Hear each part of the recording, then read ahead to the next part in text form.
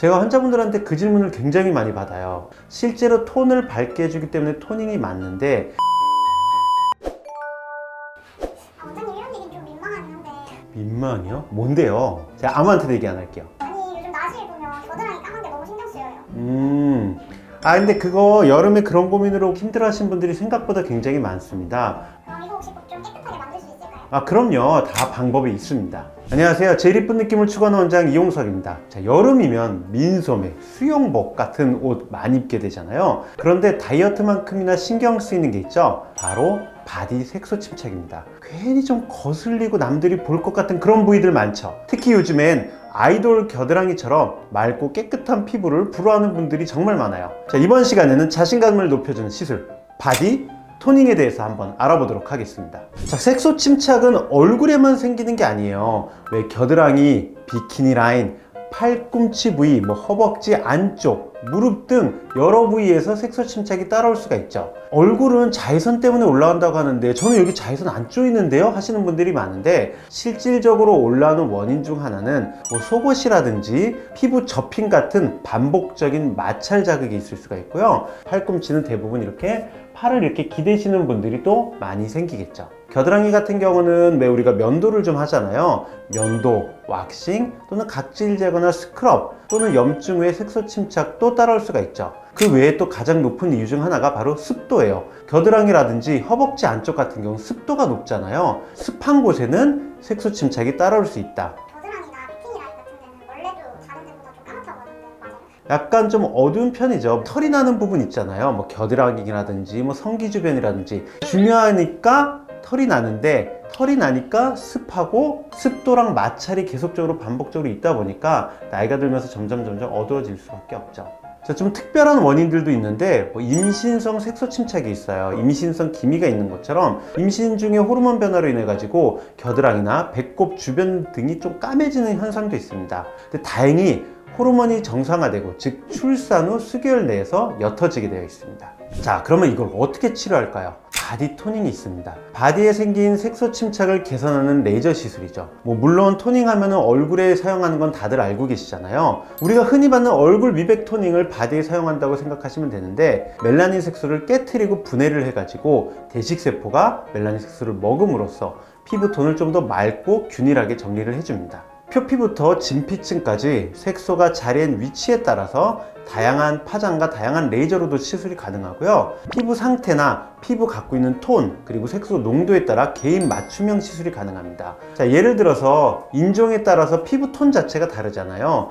백인도 있고 흑인도 있고 우리 같은 아시안들도 있는데 이런 피부 톤에 따라서도 레이저 강도라든지 모든 거를 좀 다르게 들어가야지 잘못하면 위험한 화상이 따라올 수가 있습니다. 대부분은 자극이 거의 없기 때문에 일상생활에 지장이 없고요. 여름철 시술도 부담 없이 받을 수 있는 아주 좋은 시술 중 하나입니다. 단점이 있다면은 1회만으로는 이 색소가 한 번에 확 좋아지진 않아요. 그래서 지속적인 반복 시술이 필요하고요. 보통 그래서 시술 횟수 같은 경우는 최소 5에서 10회 정도 추천드리고 간격은 2주 정도 텀을 두는 게 좋습니다. 특히나 바디 쪽 같은 경우는 우리가 얼굴만큼 미백 크림을 발라준다든지 로션을 발라준다든지 하는 신경을 쓰질 않잖아요. 그래서 얼굴보다 효과가 좀 적게 나타날 수가 있고 장점이 있다고 한다면 기미처럼 색소가 따라 올라오지 않기 때문에 좀 강하게 시술할 수가 있습니다.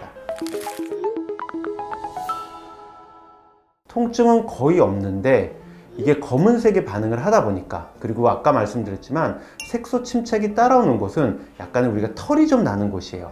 그러다 보니까 내가 면도를 안 했거나 하면은 검은색인 털에 특징적으로 반응을 해갖고 더 따끔거릴 수가 있습니다. 그래서 내가 바디 토닝을 하고자 하시는 분들은 그 부분에 레이저 제모를 받아주시거나 면도를 하고 오시면 훨씬 더 좋은 효과를 보실 겁니다. 가끔씩 질문하시는 분들이 피부가 예민하거나 또는 레이저 제모 받고 바디 토닝 같은 날 해도 되냐고 질문하시는 분들이 있는데 토닝 레이저는 굉장히 저자극 레이저예요. 그래서 어떤 시술 후에도 같이 병행을 할 수가 있는 장점이 있습니다. 임신 중에도 받으셔도 관계가 없습니다. 다만 이런 건 있어요. 바디 토닝 자체가 임신에 영향을 미치는 게 아니라 바디 토닝을 받다가 가끔 모낭염이 올라오시는 분들이 있거든요. 그럼 모낭염을 치료하기 위해서는 항생제를 드셔야 돼요. 근데 이 항생제는 임신에 연관이 있잖아요. 그러다 보니까 바디 토닝 자체가 임신 중에 받으면 안 되는 시술인가요? 라고 질문을 하신다면은 바디 토닝 시술은 임신 중에 받아도 됩니다 라고 말씀드린 게 정답이고요. 그럼 저 임신 중인데 바디 토닝 받을까요? 라고 질문을 하신다면은 굳이 지금 받으실 필요 없이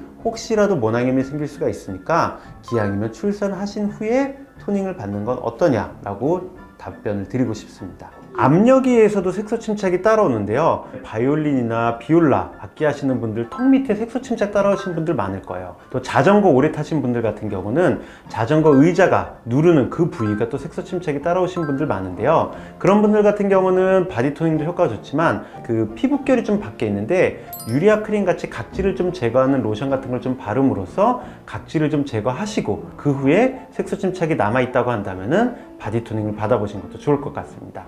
선생님 근데 바디 토닝으로 어디까지 해줄 수 있어요? 제가 환자분들한테 그 질문을 굉장히 많이 받아요. 실제로 톤을 밝게 해주기 때문에 토닝이 맞는데 얘를 받는다고 해서 내가 타고난 톤보다 더 밝아지긴 쉽지가 않습니다. 팔 안쪽이라든지 허벅지 안쪽 같은데, 즉 자외선을 거의 안 쪼이는 데를 한번 보시면은 이게 내 원래 피부톤일 가능성이 굉장히 높아요. 내 팔 안쪽 피부톤보다 더 밝아지긴 쉽지가 않고, 타고난 피부가 밝았는데 내가 관리를 잘못해서 어두우신 분들 같은 경우는 토닝으로 좀 많이 밝아질 거고요. 타고난 피부가 좀 어두우신 분 같은 경우는 토닝으로 밝아지는데 한계는 있다.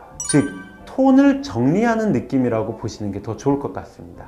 자, 시술 후에는 자외선 차단은 필수입니다. 다만 뭐 겨드랑이라든지 허벅지 안쪽 같은 경우는 애초에 외부 노출이 그렇게 많이 되진 않으니까 자외선 차단제를 바르기가 좀 애매한 부분도 있죠. 그리고 토닝 받은 후에는 마찰, 각질 제거 같은 걸 좀 피해 주시고 면도도 좀 피해 주시는 게 좋습니다. 보습을 잘 유지하시면 좋지만 역시나 습한 부분 같은 경우 굳이 따로 보습은 필요 없고 오히려 좀 건조감을 유지시켜 주는 게 좋죠. 습도가 높아서 색소 침착이 많이 따라오신 분 같은 경우는 뭐 곁담 주사 같은 걸 통해 가지고 땀이 배출되지 않게 해서 습도를 낮추시면 훨씬 더 좋은 효과를 보실 수가 있습니다.